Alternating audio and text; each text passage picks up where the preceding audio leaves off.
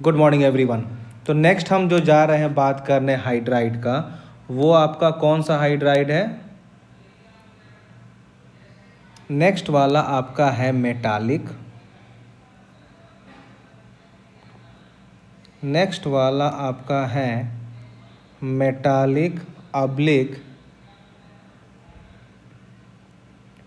इंटरेस्ट्रियल। Metallic अब्लिक interstitial hydride. Interstitial को हम क्या बोलते हैं? वॉइड। सबका मीनिंग बताएंगे हम क्या होता है। और इसको हम क्या बोलेंगे? Non stoichiometric. क्या इसको हम बोलेंगे? Non stoichiometric. अब देखो इसमें क्या होता है। जैसे मान लो अगर आपके पास कुछ ये ऑरेंज है जो आप प्लेस कर रहे हो, तो 4 आपने ऐसे प्लेस किया ऑरेंज, फिर आपने ऊपर ऐसे प्लेस किया 3 ऑरेंज, फिर ऐसे आपने प्लेस किया 2 ऑरेंज। तो ये सब जो बीच में जो सारे स्पेस दिख रहा है ना, ये वाला, फिर ये वाला, फिर ये वाला, फिर ये वाला, फिर ये वाला, फिर ये वाला, फिर ये वाला, इसी को हम वॉइड बोलते हैं। तो वॉइड क्या होता है? Unoccupied space. What is the meaning of hydride? Hydride को हम बोलते हैं H-। Every one know what is the meaning of metal जो इलेक्ट्रॉन को लॉस करे। Now what is the meaning of non stoichiometric? जैसे मान लीजिए अगर हम लेते हैं NaCl, तो इसमें आप क्या देख रहे हो कि हमारा Na भी 1 है और Cl भी 1 है। लेकिन मान लो कि इसमें दोनों NaCl इक्वल प्रोपोर्शन में है, लेकिन मान लो कि अगर इसमें से कुछ आपके सोडियम के एटम मिसिंग हो जाए, तो क्या हो जाएगा? Na हो जाएगा समथिंग 0.9 और Cl हो गया 1। तो अब ये क्या हो गया? ये अब आपका नॉन स्टाइकियोमेट्रिक कंपाउंड हो गया। लेकिन जहाँ पर एटम्स आपके परफेक्ट होल नंबर में होते हैं, उसको हम बोलते हैं स्टाइकियोमेट्रिक कंपाउंड। अब हम बात करते हैं कि ये हाइड्राइड में क्या होता है, कैसे बनता है। आइए, पहला क्या है कि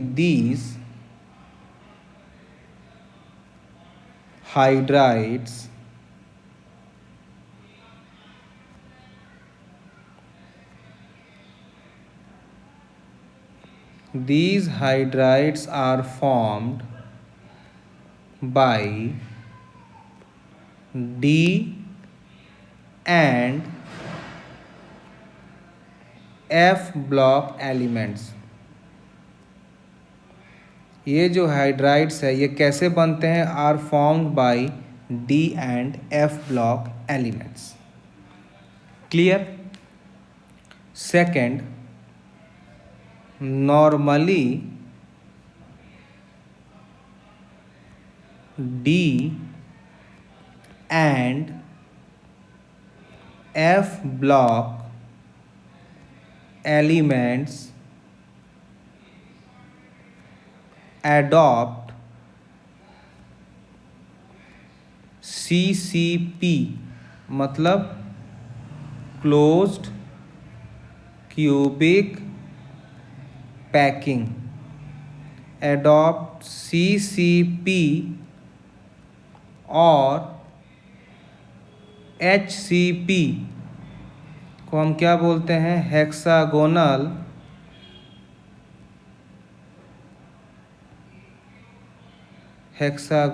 क्लोज्ड पैकिंग, जिसको हम क्लास 12th में डेप्थ में पढ़ेंगे ये क्या होता है। तो हम क्या बोल रहे हैं कि normally D and F block elements adopt CCP and HCP structure, मतलब क्लोज्ड क्यूबिक पैकिंग स्ट्रक्चर और hexagonal closed packing structure. And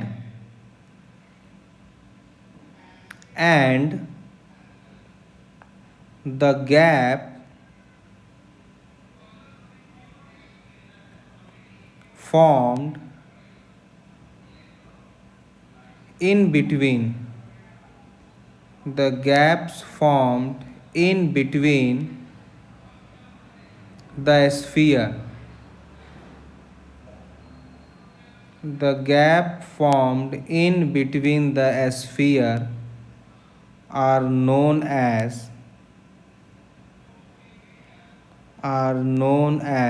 void, जो आपको हम पहले बताएं, void और interstitial, void और interstitial and atomic hydrogen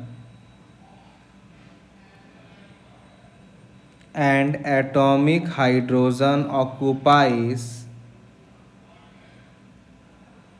position in the interstitial, hence they are known as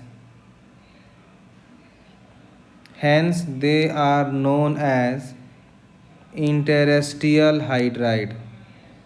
Hence they are known as interstitial hydride.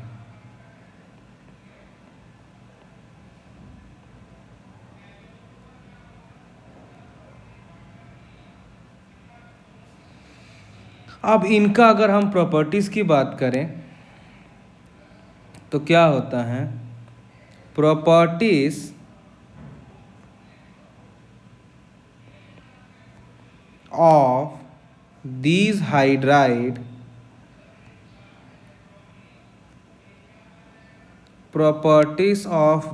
hydrides are similar to parent metal,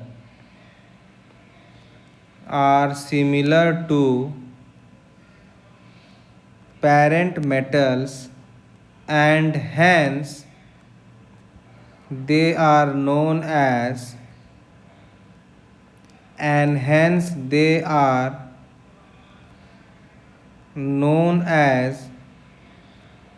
metallic hydride.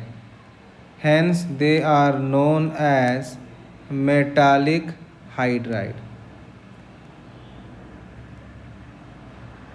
क्योंकि ये metals को follow करते हैं तो इसको हम metallic hydride भी बोलते हैं। आपको ऊपर मैं लिखाया था, इसको हम मेटालिक हाइड्राइड या इंटरस्टिशियल हाइड्राइड या वॉइड हाइड्राइड या नॉन स्टाइकियोमेट्रिक हाइड्राइड सब कुछ बोल सकते हैं। Next point, these hydrides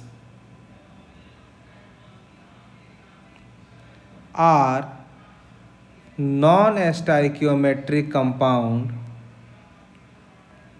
These hydrides are non-stoichiometric compound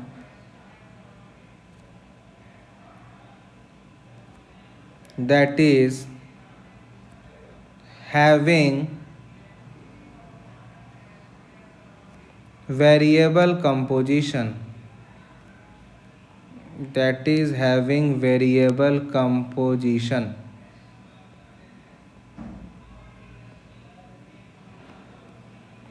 जैसे एग्जाम्पल हम ले लेते हैं जर्कोनियम हाइड्राइड, लेकिन यहाँ पर हमने H को 1 के जगह X एज्यूम कर लिया, जहाँ पर जो X का वैल्यू है वो 1.3 to 1.7 है। तो यानी अगर एक हम वैल्यू अगर लेते हैं तो मेरा क्या हो जाएगा, हाइड्राइड जर्कोनियम H1.3। अब यहाँ पर हाइड्रोजन हमारा होल नंबर में नहीं है, इसीलिए इसको हम क्या बोलते हैं, नॉन स्टाइकियोमेट्रिक कंपाउंड। नेक्स्ट जो टॉपिक है ये आपके एग्ज़ाम के लिए बहुत ही इम्पोर्टेंट है। टॉपिक ये है हाइड्राइड गैप। टॉपिक है what do you mean by hydride gap. Hydride gap क्या होता है, इसमें हम क्या लिखेंगे, metals of group 7,8,9. Metals of group 7,8,9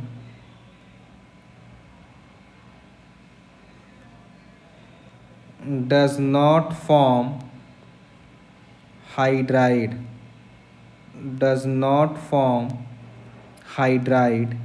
and this is known as hydride gap,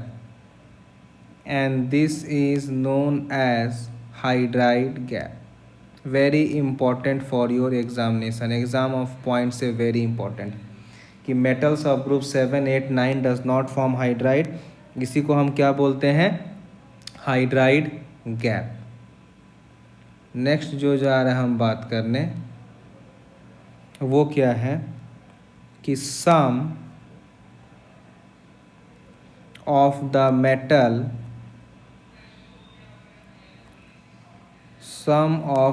metal example palladium platinum can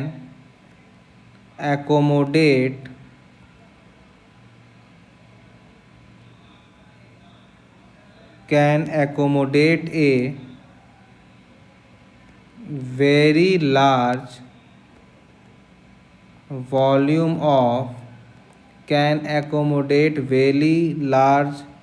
volume of hydrogen.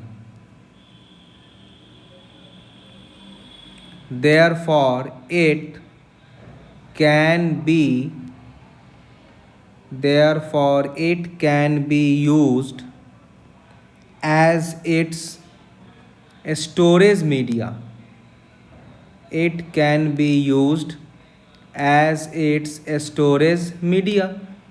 कि कुछ मेटल्स बहुत लार्ज अमाउंट ऑफ वॉल्यूम को स्टोर कर सकते हैं। कब किसका वॉल्यूम है, हाइड्रोजन का, तो उनको हम एज ए स्टोरेज मीडिया के तरह यूज़ कर सकते हैं। अब जब स्टोरेज मीडिया हो गया तो क्या हुआ कि दिस प्रॉपर्टी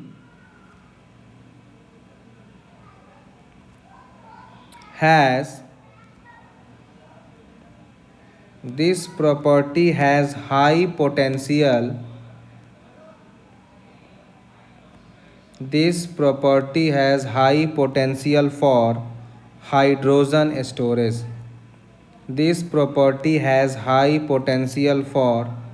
hydrogen storage.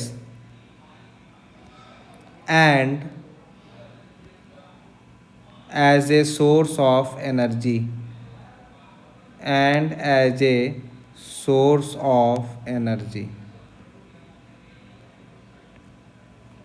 तो ये हमारा हो गया रिगार्डिंग मेटालिक। लास्ट वाला आ रहा है हमारा व्हाट इज कोवैलेंट और molecular hydride. Next is covalent, और इसको हम क्या बोल सकते हैं, molecular hydride.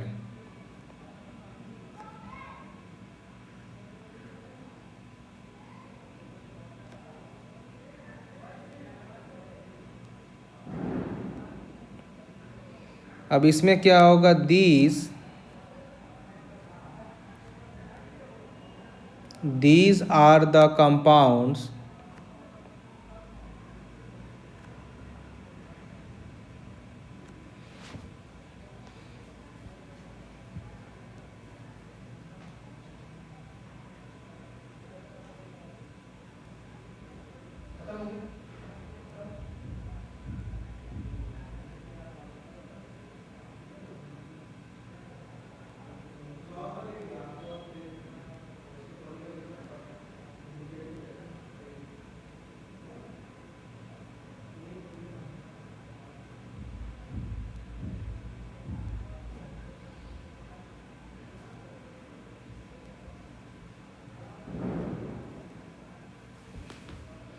These are the compounds of hydrogen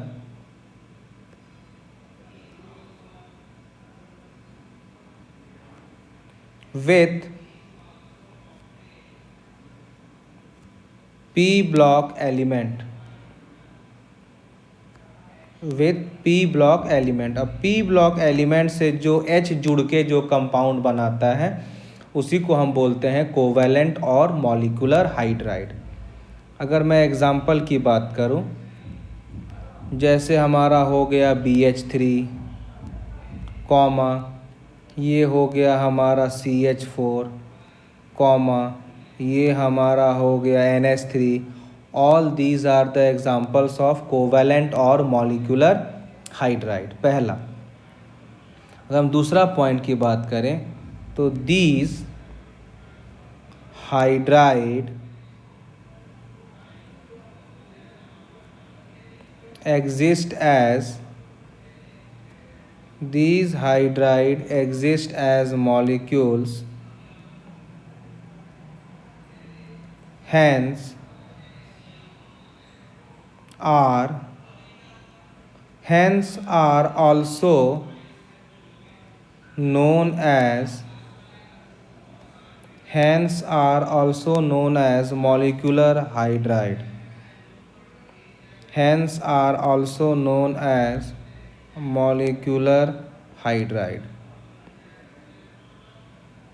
तभी इसको हम कोवैलेंट एंड मॉलिक्यूलर हाइड्राइड भी कहते हैं। Next point, they are non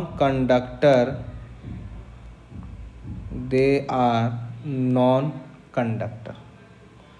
अब इस हाइड्राइड को हम 3 कैटेगरी में डिवाइड कर सकते हैं। मॉलिक्यूलर एंड कोवैलेंट हाइड्राइड को हम 3 कैटेगरी में डिवाइड कर सकते हैं। सबसे जो पहला होता है उसे हम बोलते हैं इलेक्ट्रॉन डेफिशिएंट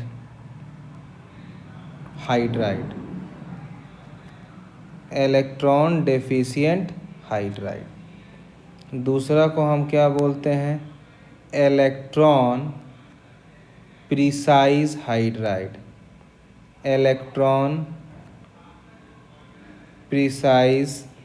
हाइड्राइड। और तीसरा क्या है? Electron rich hydride. तीसरा है हमारा electron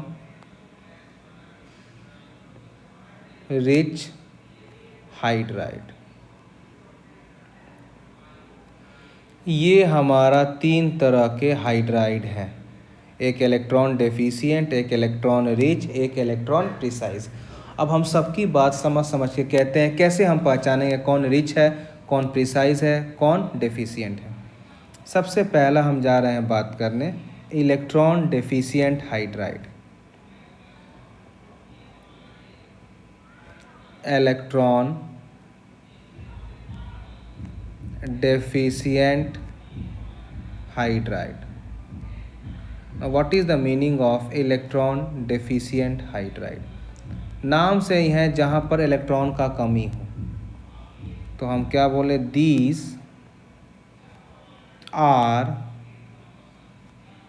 these are hydride of group 13। These are hydride of group 13 elements. These are the hydrides of group 13 elements. Example BH3 कहो या AlH3। अब इनको हम क्यों बोलते हैं कि इलेक्ट्रॉन डेफिशिएंट है? अब देखो BH3 तो ऐसे बनेगा BHH BH BH BH।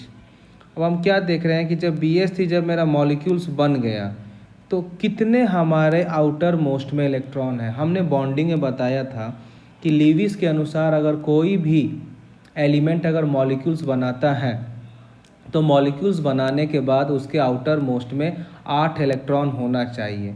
लेकिन BH3 बनने के बाद अगर हम देखें कितना इलेक्ट्रॉन आउटर मोस्ट में है तो कितना है? 1 2 3 4 5 6, केवल 6 इलेक्ट्रॉन है, लेकिन हमें 8 चाहिए। इसीलिए हम क्या बोलते हैं? Electron deficient. एक बार हम देखते हैं एल्युमिनियम हाइड्राइड का AlH3। जब ये मेरा मॉलिक्यूल्स बन गया तो एज पर लीविस थ्योरी हमारे आउटर मोस्ट में 8 इलेक्ट्रॉन होना चाहिए, लेकिन यहाँ कितना है 1 2 3 4 5 6, यानी 2 कम है। इसीलिए इस ऐसे जो भी होते हैं हाइड्राइड उसको हम क्या बोलते हैं, इलेक्ट्रॉन डेफिशिएंट हाइड्राइड। तो इस तरह से आप डायग्राम बनाकर इलेक्ट्रॉन काउंट करके पता कर सकते हो कि ये डेफिशिएंट है कि नहीं। अगर हम दूसरा बात करें तो इसको हम बोलते हैं इलेक्ट्रॉन प्रिसाइज। दूसरा को हम बात करेंगे electron precise hydride. Electron precise hydride, इसमें क्या होता है कि these are hydrides, these are hydrides of group 14 elements. ये जो ग्रुप 14 एलिमेंट्स हैं इन्हीं के हाइड्राइड्स हैं। जैसे example CH4, SiH4 and so on. अब अगर इनका हम डायग्राम बना के देखें तो CH4 हमारा ऐसे बनता है, दिस इज़ माई CH4। जब बॉन्ड बनने के बाद हम इसके आउटर मोस्ट में इलेक्ट्रॉन काउंट कर रहे हैं, कितना है 1 2 3 4 5 6 7 8। और एज पर लीविस स्ट्रक्चर अगर कोई 2 एलिमेंट मिलकर अगर बॉन्ड बनाता है तो उसके आउटर मोस्ट में 8 इलेक्ट्रॉन होना चाहिए, और ये 8 इलेक्ट्रॉन है। इसीलिए इसको हम क्या बोलते हैं, इलेक्ट्रॉन प्रिसाइज हाइड्राइड। मतलब जितना चाहिए उतना ही है, ना एक भी कम ना एक भी ज़्यादा। How much I want that much I have been given, neither one less nor one more extra. तीसरा हम बात कर रहे हैं electron rich hydride. Electron rich hydride. Electron rich hydride क्या होता है? क्या हम बोले कि these are the hydride, these are the hydride of group 15 16 17 elements. ये हाइड्राइड होते हैं ग्रुप 15 16 एंड 17 एलिमेंट्स के। अगर हम एग्जाम्पल की बात करें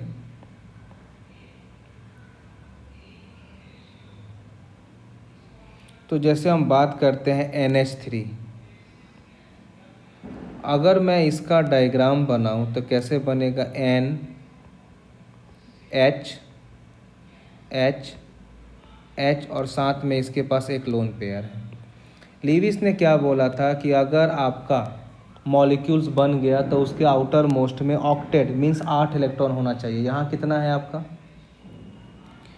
1 2 3 4 5 6 7 8, कितना है ये 8 इलेक्ट्रॉन है। लेकिन हम क्या देख रहे हैं कि 2 इलेक्ट्रॉन एक्स्ट्रा है जो बॉन्डिंग में पार्ट नहीं लिया, यानी इसके पास एक्स्ट्रा इलेक्ट्रॉन है, तभी इसको हम क्या बोलते हैं, electron rich hydride.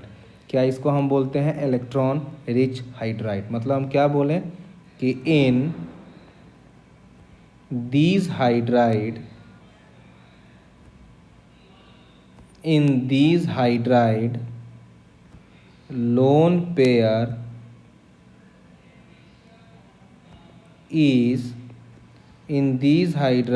lone pair is present on central atom. Lone pair is present on central atom which they can donate to other free है, लोन पेयर है, फ्री है, ये दूसरे को डोनेट कर सकते हैं, हैंस दे आर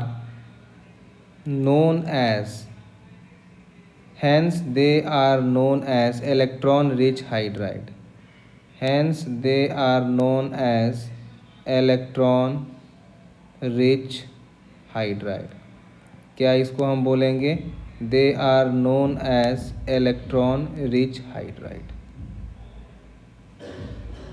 क्लियर? तो ये हमारा हो गया regarding the concept of hydrides. जो हमारे हाइड्राइड्स 3 तरह के होते हैं। क्लियर है? चलो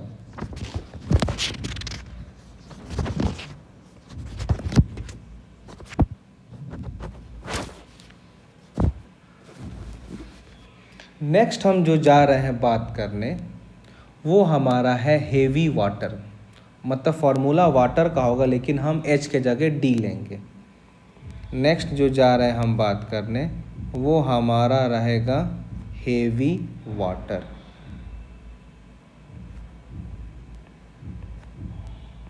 इसका फॉर्मूला क्या होता है? D2O। क्या फॉर्मूला होगा? D2O। पहला हम बात कर रहे हैं कि इसको हम कैसे प्रिपेयर करें। पहला हम बात कर रहे हैं इसका प्रिपरेशन।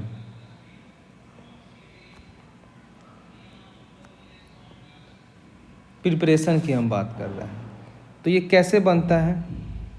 जब हम वाटर का बार बार इलेक्ट्रोलिसिस करेंगे तो बनेगा। जैसे repeated electrolysis of water, repeated electrolysis of water से हमारा D2O बनेगा। अब जब आप करंट पास करोगे तो डेफिनेटली वाटर अपना आयंस में टूट जाएगा। अगर H2O रहेगा तो ये आपका टूट जाएगा H प्लस OH माइनस। और अगर आपने ले लिया D2O तो this will break as D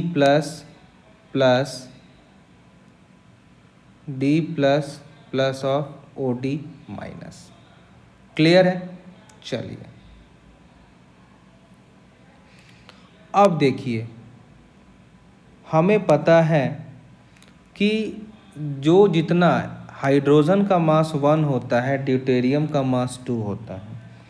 जो जितना ज़्यादा वेट में होता है उसको उतना ज़्यादा एनर्जी लगेगा बॉन्ड को तोड़ने का। मतलब हम क्या लिख सकते हैं कि OH bond is weaker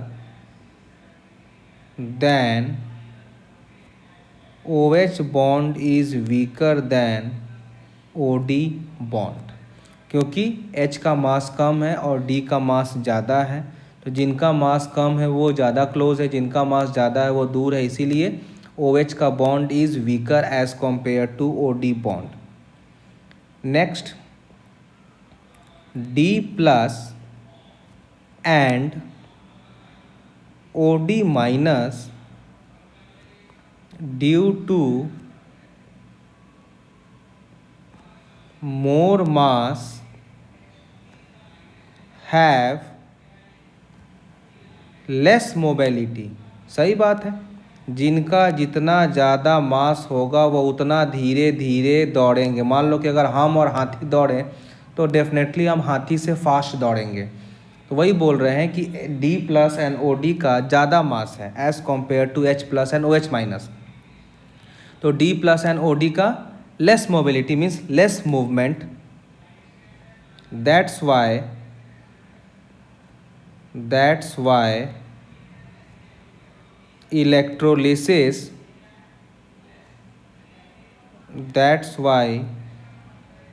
electrolysis of H plus and OH minus takes place, क्योंकि ये हल्का है। As a result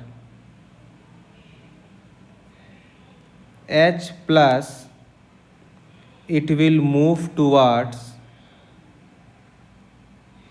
cathode, OH minus will move towards anode. H plus कहाँ मूव किया? कैथोड में। OH माइनस कहाँ मूव किया? एनोड में। But due to heavy mass D plus and OD minus will remain in the solution, will remain in the solution, will remain in the solution, ये solution में ही रह जाएगा। The above process, the above process will be repeated, the above process will be repeated by 6 times, will be repeated by 6 times, due to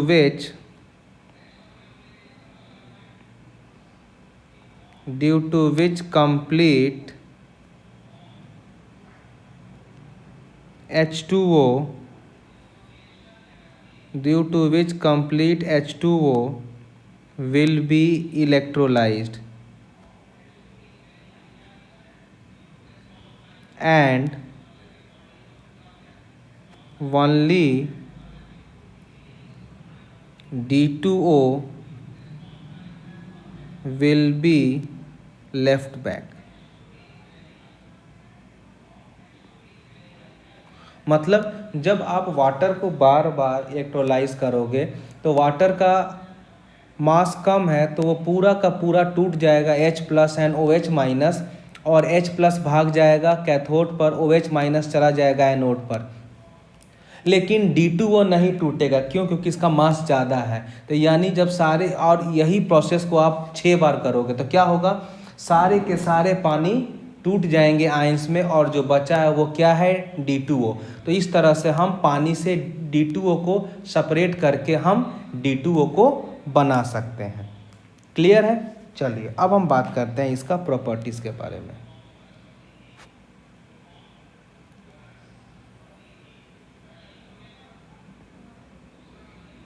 Next I am going to focus on properties.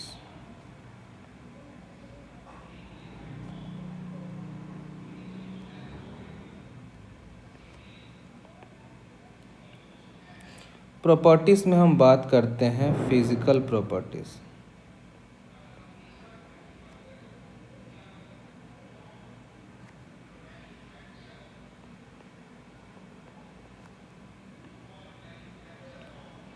Properties में हम चले बात करने physical.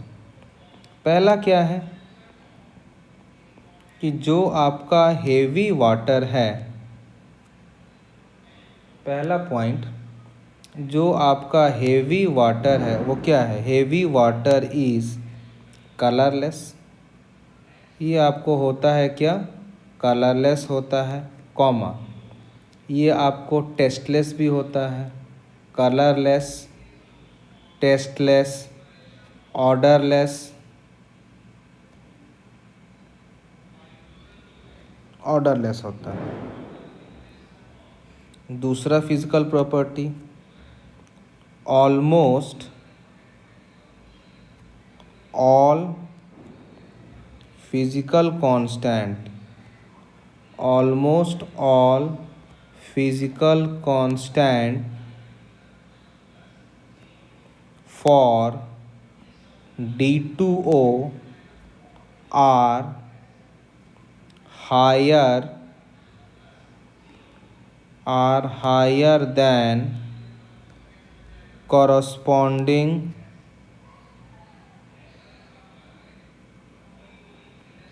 H2O।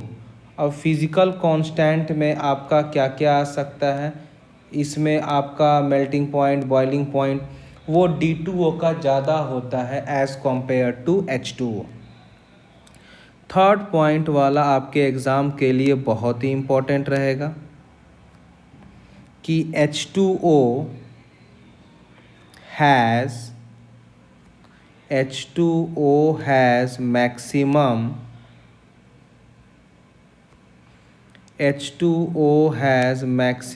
density at 4 degree Celsius and D2O has maximum density at 11.6 degree Celsius. ये very important है, याद रखिएगा। Water का मैक्सिमम डेंसिटी 4 डिग्री पर होता है एंड D2O का मैक्सिमम डेंसिटी 11.6 डिग्री पर होता है। तो ये हमारा हो गया कंप्लीट रिगार्डिंग फिजिकल प्रॉपर्टी। अब हम जा रहे हैं बात करने रिगार्डिंग केमिकल प्रॉपर्टीज़। नेक्स्ट हम जा रहे हैं बात करने regarding chemical properties.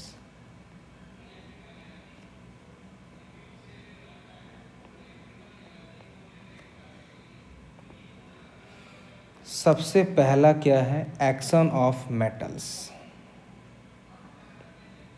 Action of metals, जिस तरह मेटल्स वाटर से रिएक्ट करता है वैसे ही मेटल D2O से रिएक्ट करेगा। डिफरेंस यही होगा कि वाटर से प्रोसेस फास्ट होता है एंड हेवी वाटर D2O से प्रोसेस स्लो होता है। जैसे अगर हमने 2 मोल ऑफ सोडियम को रिएक्ट किया 2 मोल ऑफ D2O से, तो ये हमारा बन जाएगा NaOH के जगह बन जाएगा NaOD प्लस हमारा D2 बनेगा। या अगर मान लीजिए आपने कैल्शियम को रिएक्ट किया 2 D2O से, तो ये बन जाएगा कैल्शियम OD का होल 2 प्लस ऑफ आपका D2 बन जाएगा। तो ये हो गया एक्शन ऑफ मेटल्स।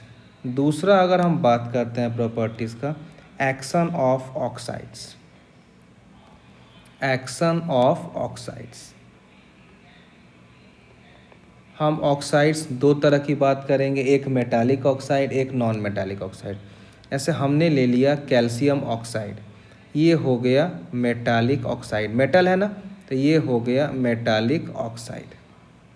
जब इसको हम रिएक्ट करते हैं D2O से, तो ये हमारा बन जाएगा CaOD का होल 2। एक बार हम लेते हैं नॉन मेटालिक ऑक्साइड, हम ले लेते हैं N2O3, ये हमारा हो गया नॉन मेटालिक ऑक्साइड। ये हमारा हो गया नॉन मेटालिक ऑक्साइड N2O3। ये हम जब रिएक्ट करते हैं D2O से, तो ये हमारा बन जाएगा DNO2, इसको हमने कर दिया 2 टाइम्स। तो ये हमारा हो गया एक्शन ऑफ ऑक्साइड्स। नेक्स्ट, ये आपको कार्बाइड फॉस्फाइड से भी रिएक्ट करता है। नेक्स्ट हम बात कर रहे हैं reaction with carbide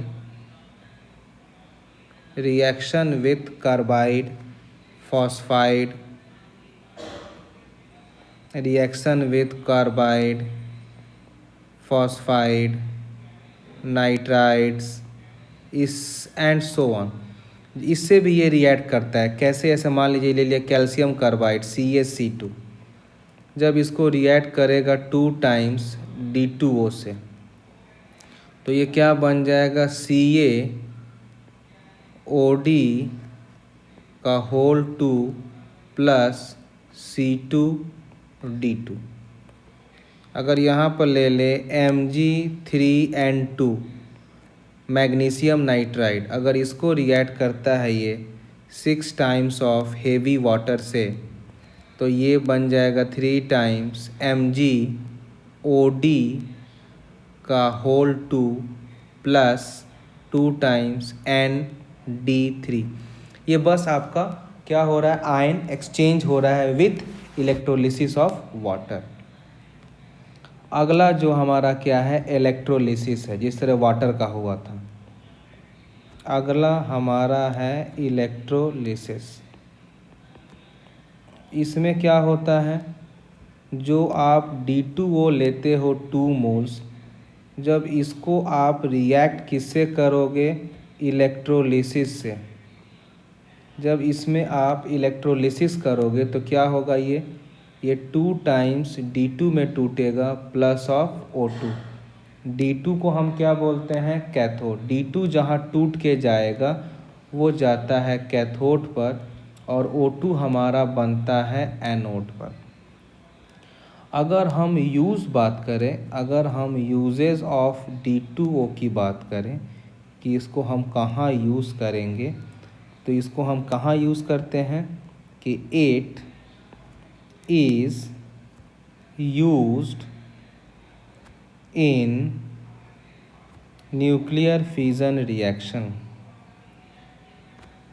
it is used in nuclear fission reaction as a moderator.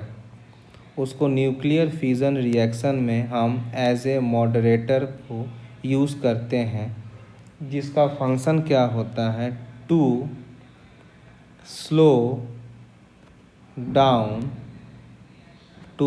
Down the speed of neutron.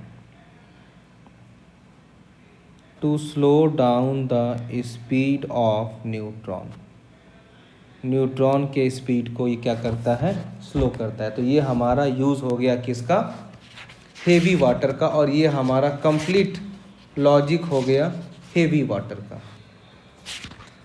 अब हमारा जो एक टॉपिक बचा हुआ है वो आपका है hydrogen peroxide. Next topic is hydrogen peroxide, H2O2।